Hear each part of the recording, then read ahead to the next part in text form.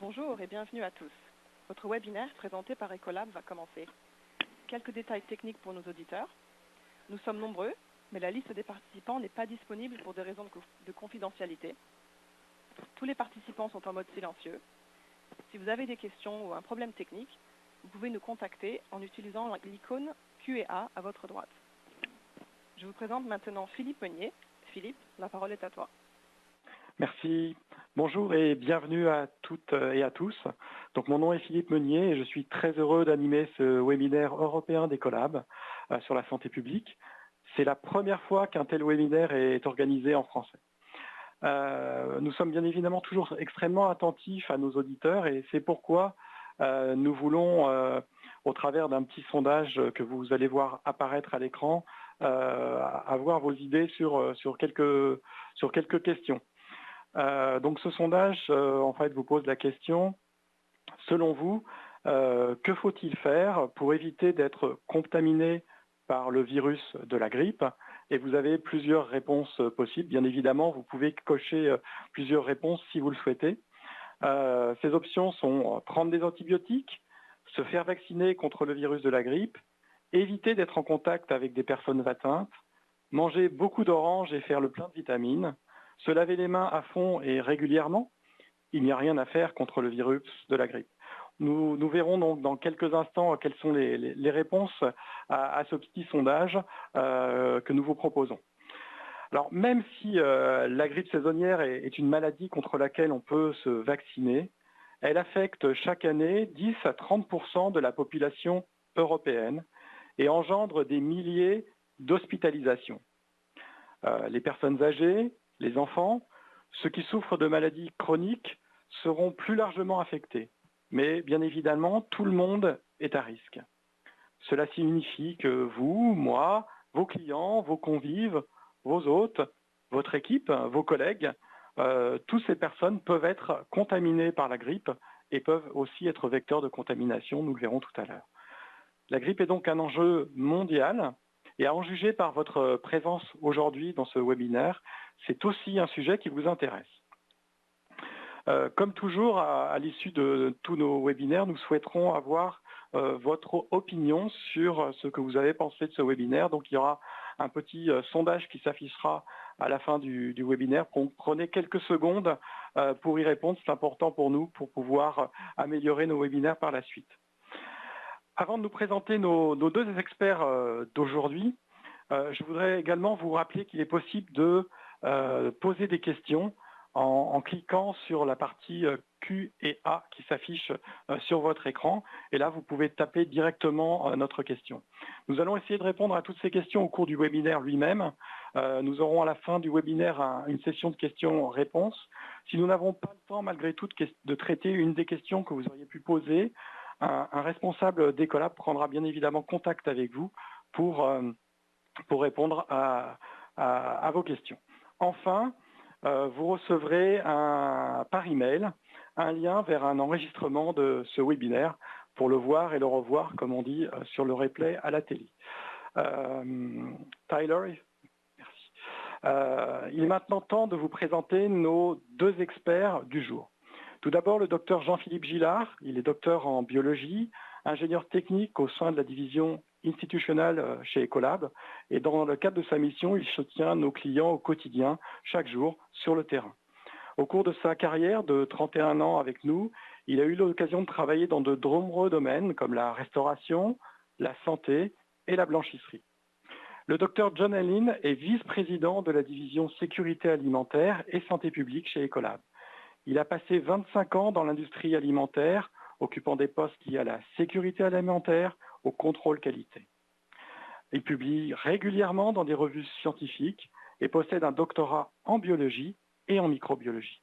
Il est donc parfaitement légitime pour parler des points essentiels sur la grippe. Donc vous voyez là, sur le droit de l'écran, le résultat du petit sondage. Donc ce que vous nous avez répondu comme étant les deux points essentiels pour lutter contre la contamination de la grippe, c'est premièrement se laver les mains à fond et régulièrement, puisque vous êtes à 70% avoir répondu ceci. Et à 20%, vous nous avez dit se vacciner contre le virus de la grippe. Donc il est temps maintenant de voir avec John Allen si vous savez trouver les bonnes solutions pour lutter contre la contamination de la grippe. John, nous t'écoutons. Merci Philippe. Au cours de 45 prochaines minutes, Jean-Philippe et moi allons parler de la grippe saisonnière ou la grippe et des stratégies visant à réduire le risque d'infection. La grippe est une infection virale très grave qui infecte des centaines de milliers de personnes chaque hiver en Europe et tue entre 15 000 et 70 000 personnes. Nous prendrons une vue rétrospective sur les dernières saisons de la grippe et nous allons discuter de la saison de la grippe à venir. Puis, Jean-Philippe proposera des stratégies pour réduire le risque d'infection pour vos clients, vos collaborateurs et vous-même. Voici l'ordre du jour que nous allons couvrir pendant le webinaire. Je passerai en revue les 3 premières sections. Jean-Philippe présentera des approches générales et nos 7 conseils de prévention contre la grippe. Nous aurons alors quelques minutes pour d'éventuelles questions. Je voudrais tout d'abord vous fournir un bref aperçu de ce que le virus sont. Ensuite, je passerai au virus qui cause la grippe plus particulièrement. Les virus sont de petits micro-organismes. Ils sont visibles seulement sur microscope puissant. Imaginez 1 centimètre et divisez-le en 100 000 parts égales. Ce sera la taille du virus, minuscule. Les virus n'ont aucun métabolisme actif. Structurellement, ils ont une capside qui entoure et protège leur matériel génétique. Le matériel génétique du virus est constitué d'ADN ou d'ARN. Certains virus possèdent un lipide ou une enveloppe à bas de corps gras qui entoure la capside. La grippe ou virus de la grippe est un virus ADRN et ces capsides à éternuer par les lipides.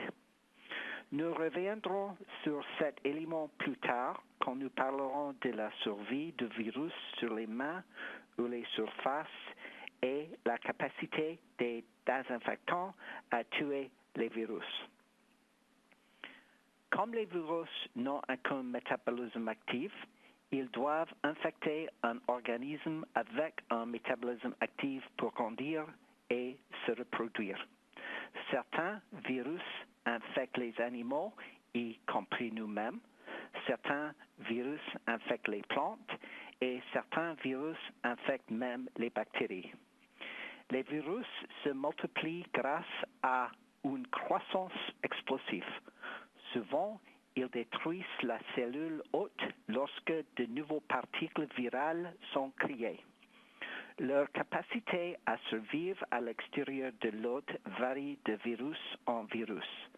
Je décrirai les virus de la grippe avec plus de détails plus tard.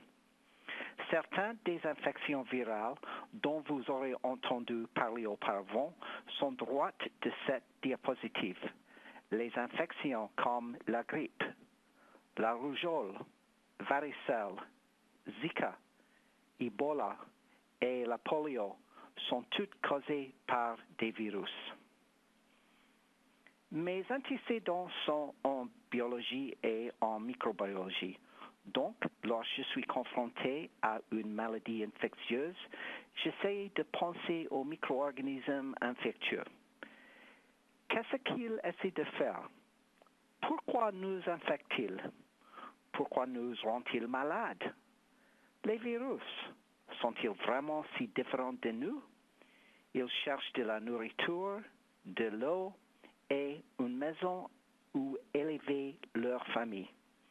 Ainsi, lorsque nous nous posons cette question, nous commençons à démystifier l'infection et à identifier comment briser le cycle de l'infection. Qu'est-ce que c'est la grippe? Comme je l'ai dit, la grippe est une maladie virale qui rend malade des millions de personnes et tue tragiquement des milliers de personnes chaque année. On me demande souvent quelle est la différence entre le rhume et la grippe. Les deux maladies sont causées par des virus, mais la grippe est causée par le virus de la grippe, tandis que plus de 200 virus différents peuvent déclencher un rhume. Il peut être très difficile de faire la différence entre un rhume et la grippe, mais les trois derniers points, et en particulier le dernier point, fournissent certaines caractéristiques distinctives. La grippe est beaucoup plus grave que le rhume. J'aime particulièrement l'analogie qu'utilise le Dr. Rob Hicks du cabinet Randolph à Londres. Il dit que si vous ne pouvez pas ramasser un billet de 10 € par terre, c'est la grippe. Une autre question que l'on me pose souvent est la différence entre la grippe saisonnière et la grippe pandémique. Ce tableau montre les similitudes et les différences entre la grippe saisonnière et la grippe pandémique. Le mot pandémique signifie une infection répandue dans le monde. Une épidémie de grippe pandémie survient quand un virus grippal non humain gagne la capacité d'infecter les humains. Il développe ensuite la capacité de se transmettre entre humains de manière efficace et durable, puis se propage à l'échelle mondiale. Le nombre total de personnes qui souffrent gravement de la grippe saisonnière et pandémique peut varier. Généralement, la maladie et la mort de la grippe pandémique sont beaucoup plus importants. La dernière grippe pandémique a eu lieu en 2009 et on pensait qu'elle a tué entre 150 000 et 570 000 personnes dans le monde. Les points à gauche de cette diapositive résument les similitudes entre la grippe saisonnière et la grippe pandémique. Il existe des différences très importantes. Initialement, nous avons peu ou peu d'immunité naturelle contre une nouvelle souche de la grippe. Nous n'avons souvent pas de vaccin contre la nouvelle souche. Une nouvelle souche de la grippe peut être plus pathogène que des souches auxquelles nous avons été exposés auparavant. Elle peut être plus contagieuse. Elle peut infecter plus de personnes et avoir un impact sur les groupes d'âge plus larges. Nous ne sommes pas dans une situation de grippe pandémique en ce moment. Qu'est-ce que la grippe saisonnière? Quand arrive-t-elle? La grippe est une infection respiratoire virale mortelle. Chaque année, entre 10% et 30% de la population européenne est infectée par la grippe. Des centaines de milliers de personnes sont hospitalisées et entre 15 000 et 70 000 personnes meurent de la grippe et de complications liées à la grippe. L'épidémie de grippe saisonnière survient chaque année en France entre les mois de décembre et d'avril. Environ 2,5 millions de personnes sont touchées. On est qu'elle est responsable d'environ 4 000 à 6 000 décès en moyenne. Certaines saisons de la grippe sont plus mauvaises que d'autres. L'hiver dernier, elle a éteint son pic en décembre et en janvier. Les jeunes enfants et les adultes de 75 ans ou plus sont beaucoup plus sensibles au virus de la grippe. Les jeunes enfants, parce que leur système immunitaire est encore en développement, et les personnes âgées qui peuvent être immunodéprimées. Environ 40% de décès liés à la grippe se produisent chez les personnes de 65 ans et plus. Permettez-moi de répéter cela. 40% des décès liés à la grippe se produisent chez les personnes de 65 et plus.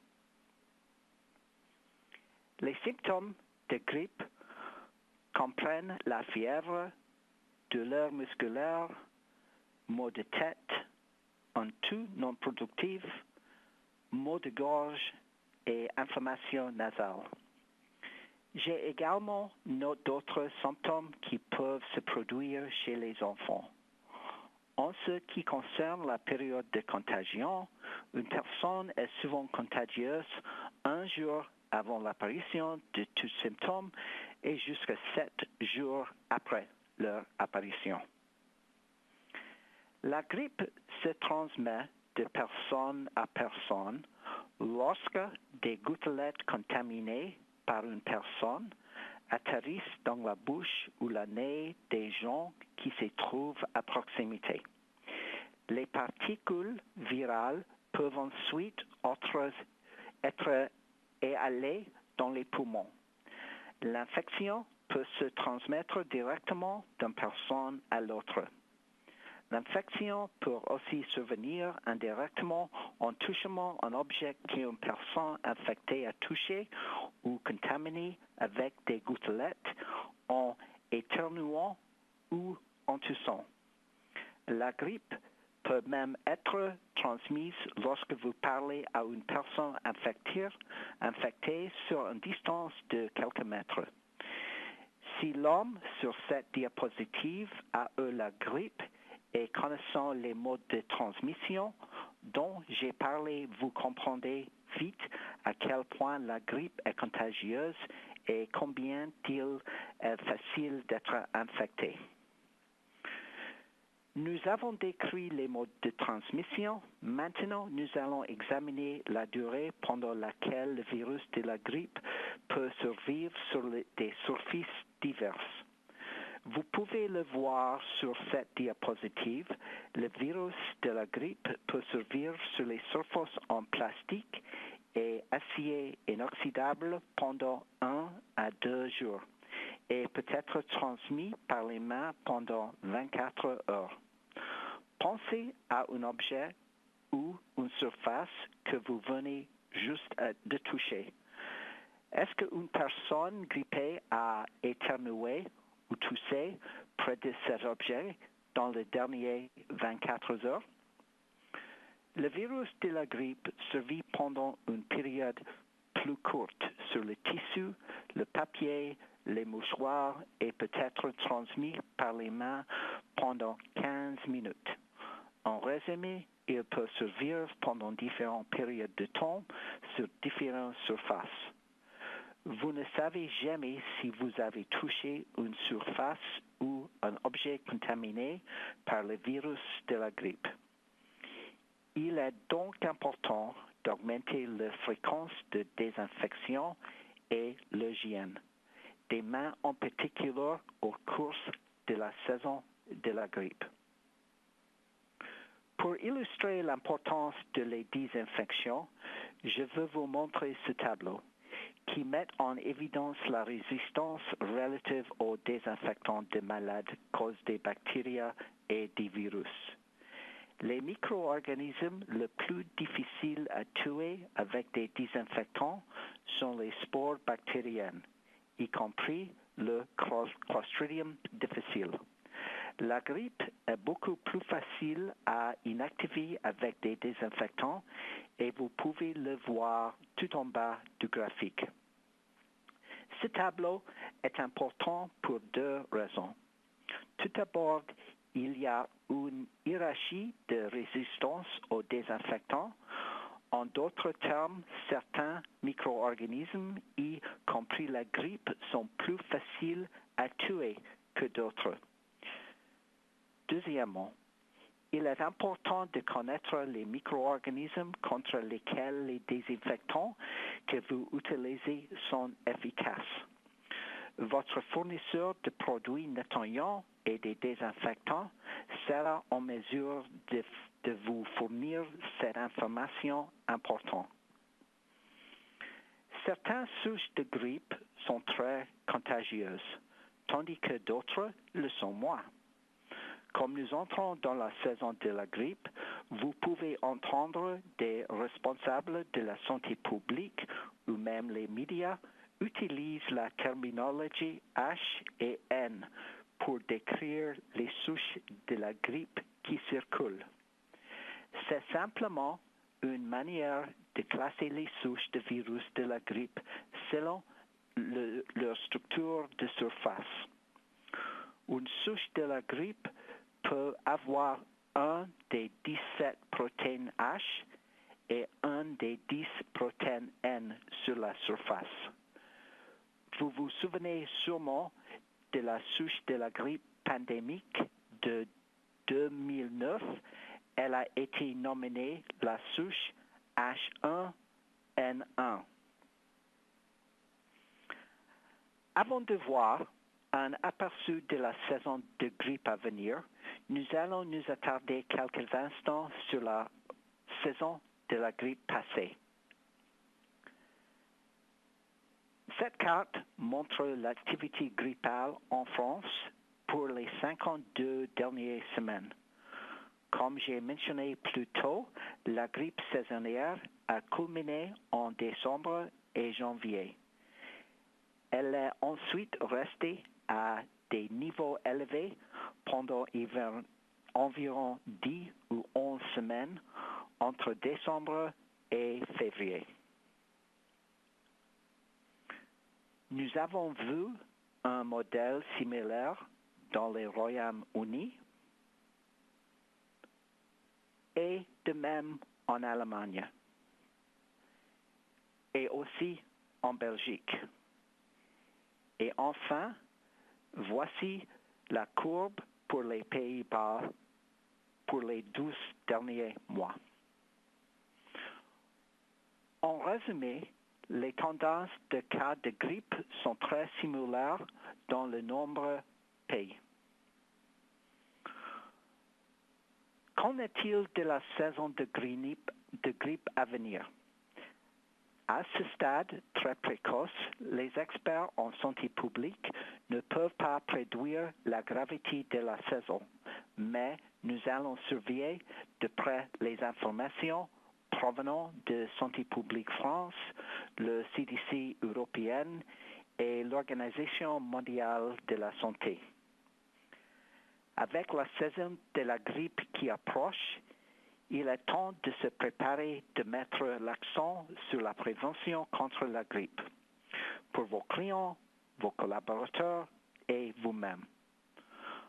En termes de prévention contre la grippe, nous devons mettre l'accent sur l'hygiène de mains rigoureuses, c'est-à-dire se laver fréquemment les mains à l'eau et au savon ou avec des solutions hydroalcooliques. Nettoyer et désinfecter les surfaces et objets fréquemment touchés avec des désinfectants qui tuent le virus de la grippe. N'oubliez pas que la vaisselle peut être contaminée par la grippe, donc un lavage complet est important. Couvrez votre bouche ou nez pour tousser ou éternuer. Évitez d'être en contact avec les grippes et encouragez vos employés à rester chez eux quand ils sont malades. Ce sont également des moyens importants pour aider à briser le cycle de l'infection. Consultez vos médecins à propos de la vaccination. Nous avons récapitulé tous les conseils dans cette image.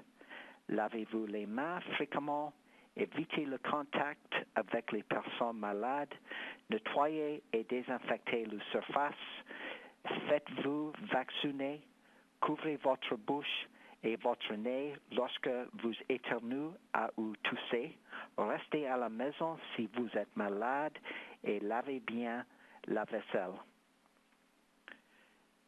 Je vous présente maintenant le Dr Jean-Philippe Gillard qui discutera plus en détail quelques-unes de ces stratégies. Jean-Philippe?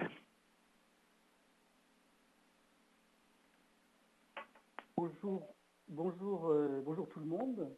Donc, merci John pour cette intéressante présentation des virus en général et plus particulièrement de celui de la grippe. Je vous propose maintenant de rentrer plus en détail sur les différents moyens qui ont été rapidement évoqués par John, que nous avons pour limiter les risques de contacter la grippe et de la transmettre à d'autres personnes. Commençons tout d'abord par quelques chiffres qui donnent un bon aperçu de l'impact commercial que peut provoquer la grippe sur votre activité. Comme l'a mentionné John tout à l'heure, selon les années, jusqu'à 30% de la population européenne peut contacter la grippe, soit donc près d'une personne sur 3. Chaque année, la grippe va provoquer l'hospitalisation de plusieurs centaines de milliers de personnes et dans la majorité des cas, le fait de contacter la grippe occasionne un arrêt de travail d'une semaine. Notre objectif dans ce webinaire est donc de vous faire prendre conscience de l'impact que peut présenter la grippe pour votre activité et de la façon de le réduire. La meilleure solution pour se protéger est de limiter par tous les moyens possibles la dissémination du virus. Je vais donc vous détailler les 7 conseils que John vient de vous montrer, qui apparaissent sur votre écran et qui peuvent tous contribuer à limiter le risque de contacter les virus de la grippe. Bien évidemment, j'imagine que beaucoup de ceux qui nous écoutent connaissent déjà une bonne partie de ces conseils et les appliquent, mais j'espère pouvoir vous apporter quand même quelques précisions, quelques astuces qui vous permettront de les mettre en pratique plus facilement. L'action la plus importante qui peut être prise pour réduire la propagation des virus en général et plus particulièrement celui de la grippe consiste à se laver les mains fréquemment et en respectant une bonne méthodologie. Les mains sont en effet le premier outil de travail de l'homme et à ce titre, c'est également le premier moyen de transmission de micro-organismes pathogènes dans l'environnement. Elles se contaminent et elles recontaminent.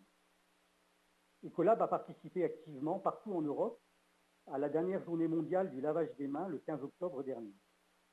Notre action, qui nous a permis de sensibiliser plus de 1200 personnes sur la bonne méthodologie du nettoyage des mains, nous a permis de voir également que 86% des personnes formées ne se nettoyaient pas correctement les mains. Des études récentes menées en Angleterre dans certaines universités et écoles ont également montré que 95% des personnes ne se lavaient pas les mains correctement et même que 11% de ces personnes hébergeaient sur leurs mains plus de germes qu'une cuvette de toilette sale. Se laver les mains est une chose très simple, mais c'est également une action fondamentale pour réduire les risques en matière de santé publique, et beaucoup d'entre nous ne savent pas le faire correctement. Avec nos mains, nous entrons en contact à tout moment avec des surfaces variées de notre environnement. Imaginez par exemple que vous touchiez le clavier d'un ordinateur au-dessus duquel une personne malade aura toussé quelques heures auparavant, et que vous touchiez ensuite votre nez, votre bouche ou vos yeux.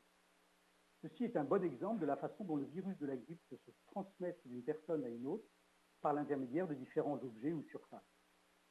Pour briser cette chaîne de transmission du virus, il est donc nécessaire de se nettoyer fréquemment les mains et de respecter la bonne procédure pour le faire. Une bonne procédure de nettoyage des mains consiste dans un premier temps à se mouiller les mains à l'eau froide ou chaude, peu importe, puis à éteindre l'eau et à appliquer une dose de savon. Se frotter ensuite les mains soigneusement entre elles, en insistant particulièrement sur les parties les plus contaminées, que sont la paume des mains, les espaces interdigitaux, sans oublier les ongles, et ce pendant au minimum 30 secondes. Se rincer ensuite les mains à l'eau courante, puis les sécher avec une serviette en papier ou sous un courant d'air chaud. Un petit moyen simple pour respecter le temps de lavage de 30 secondes est de se réciter une petite chanson qui dure ce même temps. Ainsi, par exemple, si vous chantez 2 fois dans votre tête la chanson « Joyeux anniversaire », vous respecterez ce temps de lavage de 30 secondes. C'est une très bonne méthode pour apprendre aux jeunes enfants à se laver les mains correctement tout en s'amusant. Pensez également à mettre en place une bonne signalétique qui rappelle à vos clients ou à vos employés de se laver les mains correctement et fréquemment. La désinfection des mains à l'aide de solutions hydroalcooliques est également une très bonne méthode pour conserver une bonne hygiène des mains, notamment en absence de point d'eau.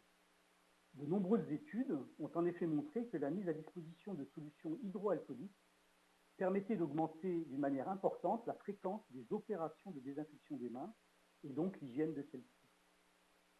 La désinfection par le biais de solutions hydroalcooliques est en effet plus rapide et surtout ne nécessite pas de se rendre en un point précis d'établissement. Elle est donc plus souple. Là encore, il est cependant nécessaire de respecter une certaine méthodologie. La désinfection avec une solution hydroalcoolique ne peut se faire que sur les mains physiquement propres. Dans le cas contraire, il faut la faire précéder par un lavage à l'eau et au savon. Elle consiste à appliquer la solution sur les mains et à frotter celle-ci entre elles afin de bien répartir le produit sur toute la surface des mains jusqu'à évaporation totale, ce qui prend en général une trentaine de secondes. Si les mains sont sèches trop rapidement, c'est probablement que vous n'utilisez pas assez de solution et que vos mains ne seront alors pas bien désinfectées. Comme nous l'avons déjà signalé précédemment, le virus de la grippe doit être transmis de personnes infectées à personnes saines. Nous pouvons donc bien évidemment réduire ce risque en limitant autant que possible les contacts avec les personnes infectées. Rester à la maison lorsque l'on est malade est donc un bon moyen d'éviter la transmission du virus à d'autres personnes. En tant qu'employeur, vous pouvez avoir une grande influence sur le comportement de votre personnel en mettant en place des recommandations qui vont inciter les personnes malades à rester chez elles afin d'éviter qu'elles ne viennent contaminer vos autres employés. Tout le monde a à y gagner. Il ne faut pas stigmatiser ce type de comportement, ni même rester neutre, mais au contraire, encourager cette attitude responsable. Un troisième point pour limiter la dissémination du virus est de maintenir une bonne hygiène des surfaces. Mais tout d'abord, voyons un peu ce que signifient les termes nettoyage et désinfection. Le nettoyage consiste à obtenir la propreté physique ou propreté visuelle d'une surface. C'est donc une opération qui consiste à éliminer les salissures comme les poussières, les matières organiques ou minérales, mais également une partie des germes présents sur un objet ou sur une surface. Elle est réalisée à l'aide d'un produit qu'on appelle un détergent. La désinfection, que l'on pourrait également qualifier de propreté invisible, est réalisée à l'aide de produits appelés désinfectants. Elle consiste à détruire des microbes ou à inactiver des virus sur des surfaces inertes. Les désinfectants sont régis par la directive biocide européenne. Le nettoyage et la désinfection sont des opérations donc essentielles pour éviter la propagation de germes tels que le virus de la grippe. Il est donc impératif de procéder régulièrement et fréquemment à un nettoyage et à une désinfection des surfaces, notamment de celles le plus souvent exposées à un contact avec nos mains, comme peuvent l'être les interrupteurs, les boutons d'ascenseur, les télécommandes, les poignées de porte, les rampes d'escalier, etc. Ces opérations sont fondamentales pour éviter les contaminations croisées entre individus par l'intermédiaire des surfaces et des objets. Nettoyer et désinfecter toutes les surfaces en contact avec les mains est une étape très importante pour réduire le nombre de micro-organismes dangereux sur ces supports. Cela va réduire fortement le risque qu'une personne saine touche la surface, récupère ses germes et les porte à sa bouche, à son nez ou à ses yeux, provoquant alors l'infection par le virus puis la maladie. Il est donc fondamental d'établir un plan d'hygiène qui indique précisément qui, quand et comment est nettoyer chacune de ces surfaces. Votre partenaire en hygiène est en mesure de vous aider et de vous conseiller pour créer votre plan d'hygiène personnalisé. Comme pour le nettoyage des mains, il est très important de respecter des procédures précises pour le nettoyage des surfaces. Rappelons que nous devons nettoyer et désinfecter les surfaces, mais alors que nous pouvons nettoyer sans désinfecter, nous ne pouvons pas désinfecter sans nettoyer. Retenez cet adage, on ne désinfecte bien que ce qui est propre. La première étape est donc le nettoyage de la surface. Rappelez-vous ce que John nous a dit tout à l'heure sur les micro-organismes. Ils ont besoin d'eau, de nourriture et d'un endroit pour élever leur famille. C'est la raison pour laquelle nous devons au préalable enlever la matière organique qui favorise la survie des microbes sur les surfaces en leur apportant des aliments et qui peut également les protéger de l'action de certains désinfectants. L'étape suivante consiste à rincer la surface avant d'appliquer les désinfectants, car en effet, un certain nombre de molécules désinfectantes peuvent être inactivées par des détergents. Une option possible est d'utiliser un seul produit appelé détergent désinfectant pour réaliser en une seule étape les opérations de nettoyage et de désinfection. Vous pouvez pouvez vérifier sur l'étiquette du produit s'il s'agit d'un détergent désinfectant ou d'un simple désinfectant. Pour être efficace en tant que désinfectant sur des surfaces qui n'ont pas été nettoyées au préalable, il est nécessaire que le produit détergent désinfectant dispose d'une norme dite EN 1276, dite en conditions de saleté, et surtout que vous l'utilisiez selon les conditions indiquées par cette norme, pour garantir le résultat de la désinfection. Ainsi, par exemple, un produit pourra avoir une norme EN 1276 à 0,75% en conditions de propreté et à 1,25% en conditions de saleté. Cela signifie que si vous l'utilisez en tant que détergent désinfectant, donc sur une surface non préalablement nettoyée, vous devez l'utiliser à 1,25%, même s'il a une norme à 0,75%. En revanche, si vous nettoyez avant la surface, une concentration à 0,75% sera efficace. Comme vous le voyez, il est très important de bien respecter les conditions d'utilisation indiquées sur l'étiquette d'un produit pour garantir un résultat. Comme pour les produits d'hygiène des mains, c'est seulement en utilisant le produit adéquat et selon la bonne procédure que vous pourrez être sûr que vos efforts seront efficaces. Pour rappel, la désinfection et l'élimination de salissures invisibles, contrairement au nettoyage, on ne peut pas valider l'efficacité de la méthode avec nos simples yeux. Il faut donc respecter scrupuleusement la procédure conseillée. Bien entendu, vous devrez également vérifier que le produit que vous utilisez est bien conforme à la directive biocide et qu'il est efficace sur le virus de la grippe. La recommandation suivante pour minimiser la dispersion du virus concerne l'hygiène de la vaisselle. Tous les ustensiles qui servent à manger, couverts, assiettes, verres, doivent être soigneusement lavés et désinfectés. À ce propos, sachez que contrairement à ce que beaucoup croient, dans un lave-vaisselle, la désinfection n'est pas assurée par les produits de lavage ou de rinçage, c'est la température du rinçage final qui assure cette fonction. Vous devez donc vous assurer que celle-ci est bien supérieure à 80 degrés Celsius pour être efficace. En plus de l'hygiène des mains, du nettoyage et de la désinfection des surfaces et de la vaisselle, d'autres mesures additionnelles peuvent être prises pour limiter la dissémination du virus de la grippe. Comme nous l'avons vu précédemment, la grippe s'attrape par la transmission du virus entre individus. La vaccination annuelle contre le virus de la grippe reste donc le meilleur moyen de se protéger soi-même et son entourage. Il faut encourager ses employés, ses amis et les personnes de sa famille à se faire vacciner et promouvoir ce mode de lutte dans son entourage. Des règles élémentaires comme se couvrir la bouche ou le nez avec un mouchoir ou dans son coude lorsque l'on éternue ou lorsqu'on tousse sont des gestes de bon sens. Cette technique piège les particules virales et les empêche d'être aéroportées vers d'autres personnes. La pratiquer soi-même encourage les autres à en faire autant. Votre fournisseur de produits d'hygiène doit être en mesure de vous proposer des informations relatives à la prévention, comme des affichages sur la bonne hygiène des mains ou des surfaces, des outils de création d'affichettes informatives ou de plans d'hygiène, mais également des formations sur les bonnes procédures à respecter. N'hésitez pas à le solliciter pour vous conseiller dans le choix des produits et des doseurs les plus adaptés à votre situation. Nous arrivons bientôt à la fin de ce webinaire et je terminerai par une brève synthèse des actions à mener pour réduire les risques de contacter la grippe. Pour résumer donc, nous pouvons tous aider à réduire la propagation de la grippe en promouvant et en encourageant les comportements suivants. Se laver les mains fréquemment et en respectant la bonne procédure, éviter le contact avec des personnes malades et rester chez soi lorsqu'on est soi-même malade, nettoyer et désinfecter les surfaces, se faire vacciner contre le virus de la grippe, se couvrir la bouche et le nez lorsque l'on éternue ou lorsqu'on tousse, laver et désinfecter soigneusement la vaisselle. Ecolab a pour objectif d'aider ses clients à protéger les endroits où les gens mangent, dorment, travaillent, jouent et vivent, en réduisant le risque de dissémination des microbes et des virus. Nous offrons tout un éventail de solutions conformes à toutes les exigences des services officiels européens et internationaux, incluant notamment toute une gamme de produits d'hygiène des mains et des surfaces. Si vous le souhaitez, vous pouvez contacter l'un de nos représentants qui sera à même de vous informer sur l'ensemble de nos solutions qui vous aideront à maintenir un niveau d'hygiène élevé dans votre établissement.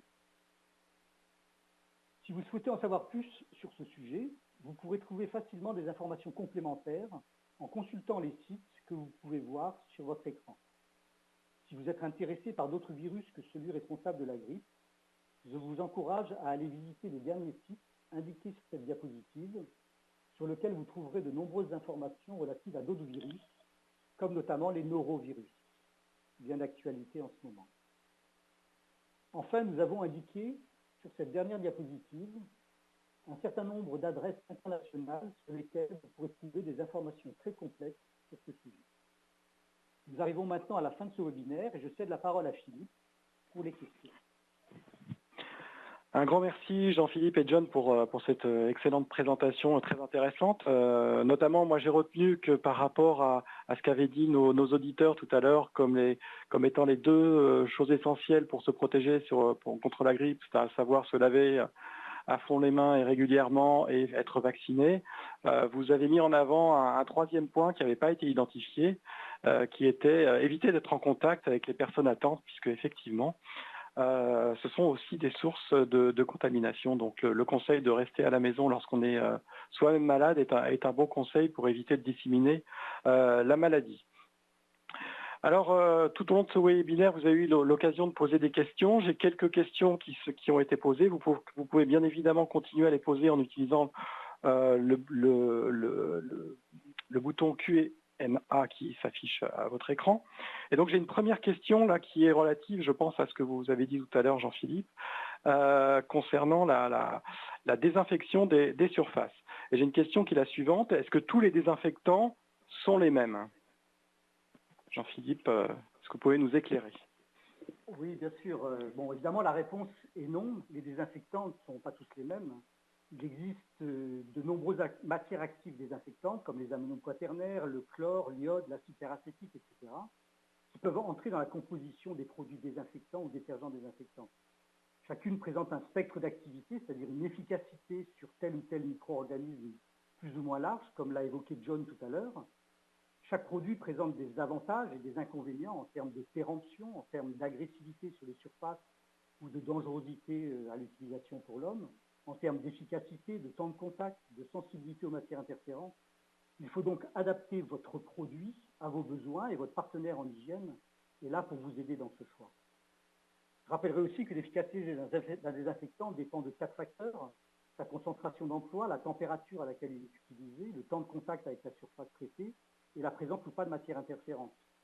Encore une fois, la différence entre une même surface désinfectée et très contaminée n'est pas visible à l'œil. Je ne saurais donc trop vous recommander de respecter scrupuleusement les conditions d'emploi préconisées par le fabricant en fonction de votre utilisation propre.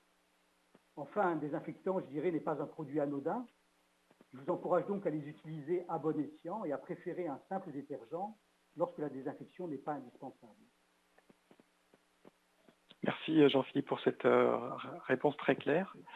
Une autre question que j'ai reçue ici, c'est j'ai bien compris qu'il faut se laver les mains, mais dois-je utiliser un savon antibactérien, antimicrobien ou bien un savon normal? Jean-Philippe, est-ce que vous avez une réponse à cette question? Le savon antimicrobien, disons que les bactéries ou les virus peuvent être éliminés par un simple lavage des mains. Donc, il n'est pas indispensable d'utiliser d'une manière pluriquotidienne un savon désinfectant. Donc, un savon désinfectant va être plus agressif pour la peau. Et donc, d'une manière générale, il est suffisant de se nettoyer pour éliminer les virus, de se nettoyer avec un détergent simple. D'accord, merci. Je souhaite avoir plus d'informations sur le virus de la grippe, au-delà de ce qui existe déjà sur vos sites Ecolab. Où dois-je me renseigner? John, est-ce que vous pouvez répondre à cette question, s'il vous plaît? Oui, merci. Pour plus d'informations sur la grippe, je vous conseille le site de Santé publique France ou les sites de l'Organisation mondiale de la santé. D'accord, merci. Autre question. Je souhaite proposer des gels ou solutions hydroalcooliques pour mes employés, mes clients, mes pensionnaires. Donc je pense que ça vient d'une maison de retraite. Jean-Philippe, c'est une bonne question. Ça, comment on peut proposer des produits qui soient un peu utilisables par toutes ces populations? En fait, pour faire simple, les désinfectants, les solutions hydroalcooliques sont disponibles dans de très nombreux conditionnements, que ce soit des petites bouteilles de poche de quelques millilitres, quelques dizaines de millilitres, que ce soit dans des flacons plus importants que l'on peut mettre dans des distributeurs muraux, ou des simples bouteilles avec des types pompes, de type moutarde, que l'on peut laisser à différents emplacements et qui sont donc facilement accessibles aux personnes concernées. Il existe également des stations de désinfection que l'on peut placer dans les locaux, notamment sur des lieux de passage fréquents, comme les halls d'entrée, les entrées de restaurants, etc., afin d'inciter les personnes à les utiliser. Donc, quels que soient vos besoins et la configuration de vos locaux, il existe une solution pour vous, et Ecolab sera toujours heureux de vous aider dans cette démarche. Merci Jean-Philippe. Encore une nouvelle question sur la désinfection des surfaces. Après les désinfectants, maintenant on nous demande, vous avez parlé de désinfection de surface, mais dois-je tout nettoyer, désinfecter tout le temps? Voilà. Est-ce qu'il y a des bonnes méthodes ou des bonnes fréquences pour nettoyer ou désinfecter, Jean-Philippe? Non, bien sûr, il n'est pas non plus indispensable de désinfecter tout et partout. En matière de prévention contre le virus de la grippe, l'attention doit être surtout portée sur les objets et les surfaces qui sont fréquemment touchés, comme on en a parlé tout à l'heure, c'est-à-dire les poignées de porte, les interrupteurs, les boutons d'ascenseur, les rampes d'escalier. Et donc, il faut les nettoyer et les désinfecter régulièrement pour éviter et favoriser le combat contre la dissémination des germes. Mais il n'est pas nécessaire de faire une désinfection systématique de toutes les surfaces, bien évidemment. Ok, là, une question là qui vient de quelqu'un qui, je pense, a beaucoup étudié le sujet. J'ai lu récemment que l'Australie et la Nouvelle-Zélande ont eu une des grippes les plus fortes cet hiver. Doit-on s'attendre à la même virulence en Europe? John, je pense que là, c'est plus une question pour vous. Merci. Le nombre de cas de grippe confirmés en Australie cette année est doublé par rapport à 2017. Mais la sévérité de la grippe en Australie a été modérée. Il est possible que le même souche de la grippe arrive en Europe cet hiver. L'important, c'est de mettre des systèmes en place pour éviter toute contagion en suivant les conseils que nous avons vus aujourd'hui. Merci John. On va attendre quelques instants pour voir si j'ai encore d'autres questions qui arrivent. En